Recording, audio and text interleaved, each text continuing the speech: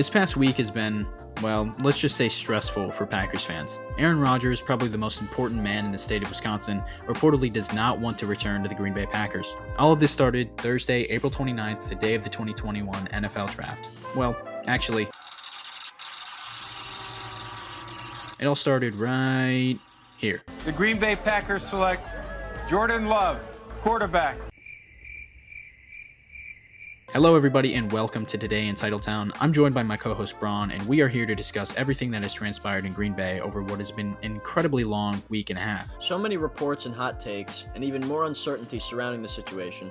We're here to tell you why there's no need to worry. Aaron Rodgers is not leaving Green Bay. We feel like we have cracked the code with our theory, explaining why, though Rodgers may be frustrated with the organization, he doesn't actually want to force himself out. Let's start with the 2020 NFL Draft. On a night where Aaron Rodgers was live on Pat McAfee's show, he was expecting Brian Gutekunst to draft a pass catcher or a difference maker on the defensive side of the ball. A receiver, I think, could be an option if we stay there.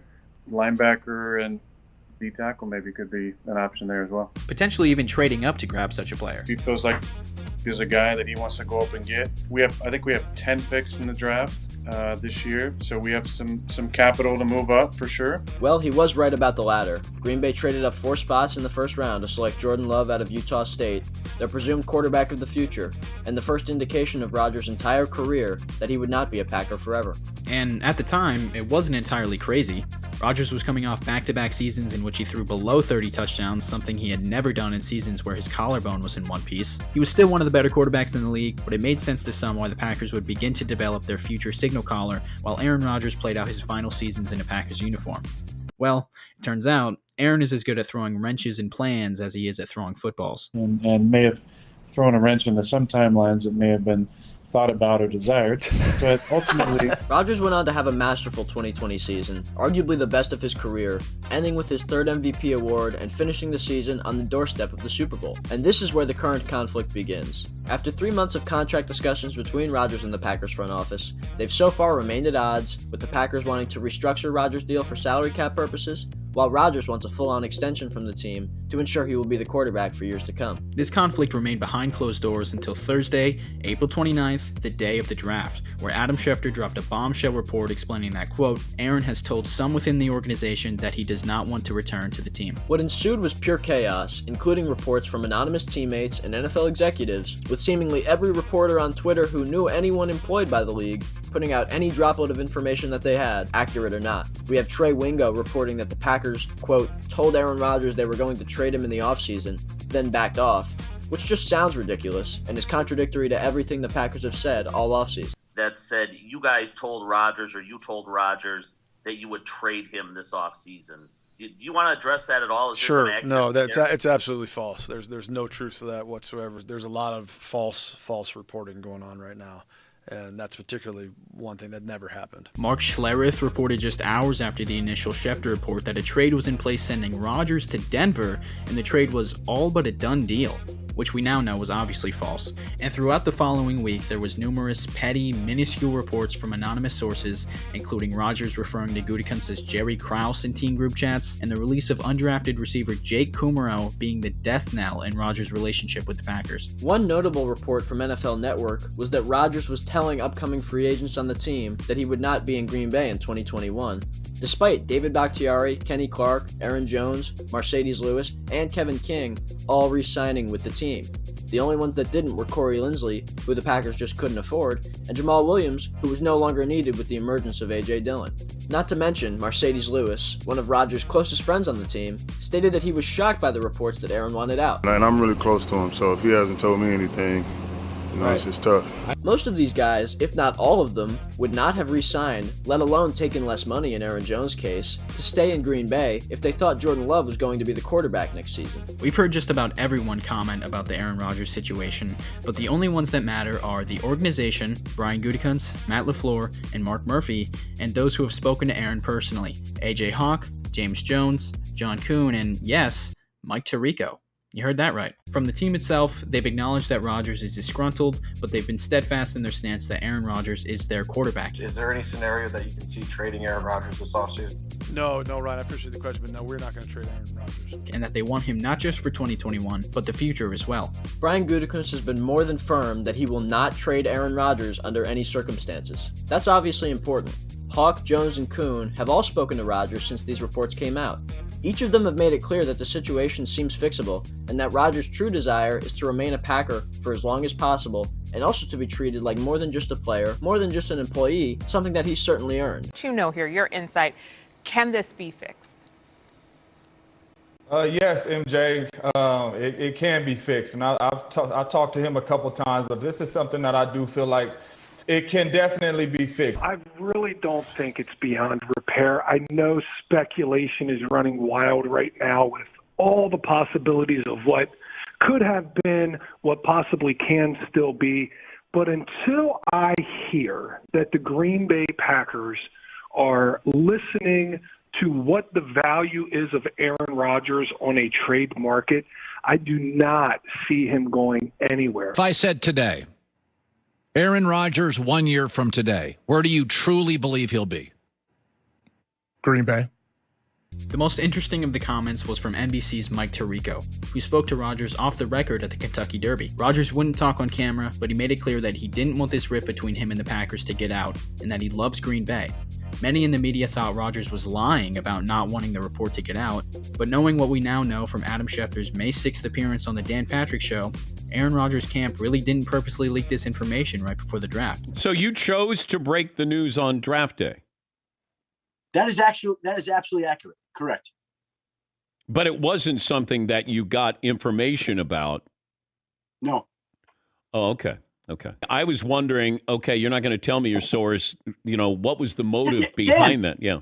Dan, there's not a source. No, I know, but I know that now, but we're just finding this out right now. Schefter chose to release this, likely to get more eyes on ESPN's coverage and more buzz around it.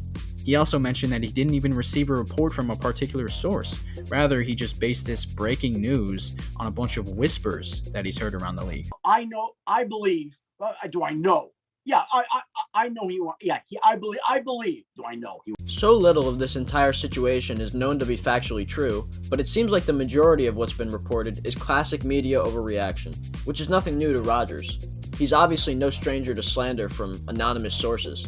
Whether it be how the Packers' selection of Jordan Love in 2020 was a, quote, power move from Matt LaFleur, the endless discussion over whether Rodgers would abuse audibles when LaFleur was first hired. You guys just will not stop with this audible thing. It's unbelievable. What do you guys want me to say? And of course, we all remember the bombshell Bleacher Report article from 2019, which insinuated how Rodgers' toxic uncoachability single-handedly got Mike McCarthy fired. Rodgers is treated like no other player in sports when it comes to media thrashing, so it makes sense why this situation is being played up as Rodgers being a whiny diva and Gutekunst being the incompetent general manager who refuses to get his quarterback any help. It's easy to believe the report that Rodgers won't return to the team unless Gutekunst is fired, but the conflict is likely much more businesslike than most are making it out to be. While they certainly have their differences, Rodgers has gone on the record many times praising Brian's work. The one thing that might have changed things to an extent was the 2020 draft and the team's lack of communication with Aaron over the selection of Jordan Love. But he still has respect for Brian, and has stated that he's at peace with his decision. Rodgers has never been the type of player or person to demand anything like having his GM fired. In fact, all those people that have spoken to Aaron have confirmed that those reports are ridiculous, as are most reports by anonymous sources regarding Aaron Rodgers. Gutekunst mentioned that he spoke to Rodgers on draft day, a potentially good sign for their relationship overall. There was communication with Aaron today. There's been communication with Aaron, a lot over the past, 6-8 weeks. And the same was evident throughout the draft, as the GM drafted for needs to help the team win now, a likely emphasis from Rodgers in his talks with the front office. This is a drastic change from what Brian has done in the draft over the years, most specifically 2020's draft, which saw little contribution from the class this past season. So while the media is attributing Rodgers' frustration to the supposed lack of talent around him and the release of practice squad receivers, the logical explanation is likely much more cordial. Gutekunst doesn't want to be tied to a 37-year-old quarterback any longer than he has to be, especially when he has a first-round quarterback developing behind him, and Rodgers wants the long-term security of being the franchise quarterback for years to come. So here's our take on this whole fiasco.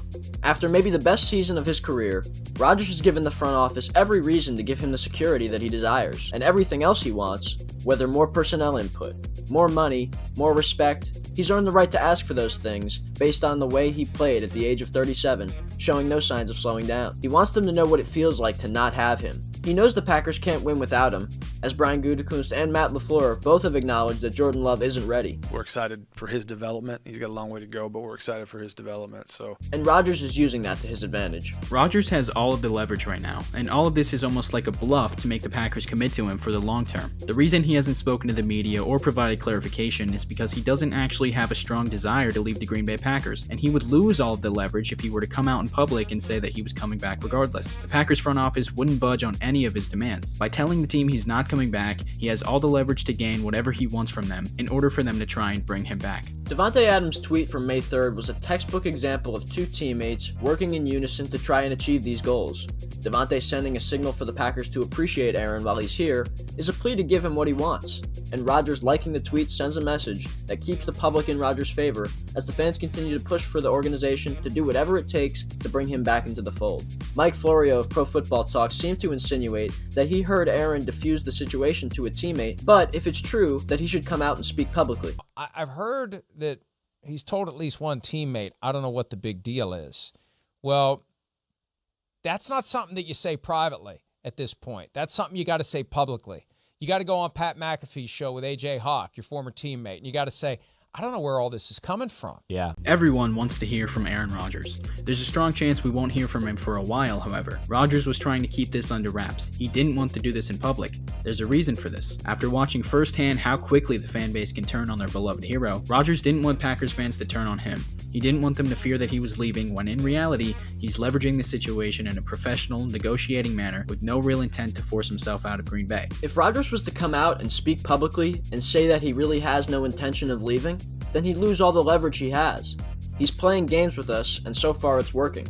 Remember what Aaron Rodgers said 2 days after the NFC Championship loss. I don't think that there's any reason why I wouldn't be back, but look, I think there's not many absolutes, as you guys know, in this business. There's conversations to be had. I'm going to have them with the right people, but it's the same conversation we have every single year. There's nothing, there's no like big, I'm going to come to the table with, I need this and this and this. Like, we have honest conversations about where we're at every single year and having a pulse of the team and the direction that we're going. And we'll have the same conversations we do every year. And I always look forward to those conversations. Everything being reported in the media is a complete contradiction of the statements he made at the end of the season. So what's changed? Well, what makes sense is that his agent could have advised him that this is his best and maybe his last chance to command for a long-term deal with the team after winning MVP, not to mention Jordan Love hanging in the balance. So it would be logical if that's why we're seeing a complete turnaround from his original comments. 4 months from now, we could end up looking like prophets, or this could be the most freezing cold take of all time. But this is how we truly believe the situation has unfolded. If I'm Brian Gutekunst, I'm absolutely willing to extend Aaron Rodgers for the long term, even though he just spent a first-round pick on his successor. Despite Green Bay having Hall of Fame quarterback play for almost 30 years, elite quarterbacks are very hard to come by. And if you have one, you should try to hold on to him for as long as humanly possible. If Jordan Love never takes a snap for the Packers, sure, it would go down as a waste of a first-round pick, but unless he looks like a superstar in practice, which, again, he's got a long way to go, there's absolutely no reason to force him onto the field. One of the worst traits of an NFL general manager is stubbornness. It's better to admit your mistakes quickly so you can correct them. In the 2020 draft, Brian Gutekunst bet on the downfall of Aaron Rodgers. Now, it's time to admit his mistake. Again, unless Love looks like a surefire All-Pro, I'll risk the future of this franchise on Aaron Rodgers, one of the best quarterbacks in the history of football, over the fourth quarterback taken in a draft. You can acquire the QB4 in literally any draft pretty easily just by having a first-round pick at all, but you will never find another Aaron Rodgers. Let's hope Brian Gutekunst agrees.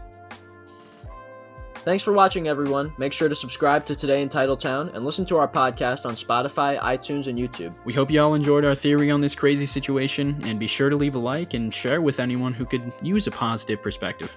And as always, go Pack Go.